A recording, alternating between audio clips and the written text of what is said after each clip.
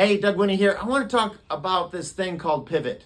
So during COVID many years ago, which does seem like yesterday, but anyway, it was critical to pivot, right? If you had a business that required face-to-face, right? If you didn't pivot, what'd you do? You either went out of business or you had to wait a year plus to do anything, right? So I had some restaurant clients at the time. I had to coach them into staying open. You know why? Because we need to eat.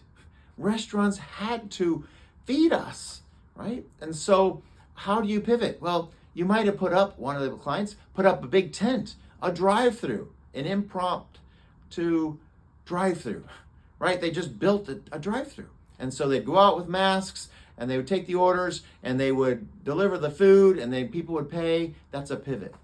One of the biggest benefits a small business has is you can pivot like that. Just got to think, what do you have to do to pivot? Right now, there's a lot of things going on with tariffs, and that might require your business to pivot. Good news, a smaller business can pivot like that. Big business, not so much, right? So lots of companies going out of business really, really quick because they can't pivot. All they can do is lose money. And the best thing they could do is close down to not lose as much money. You can probably pivot. If you want to talk about how to pivot, schedule some time with me. I'm Doug Winnie, and I'd love to help you.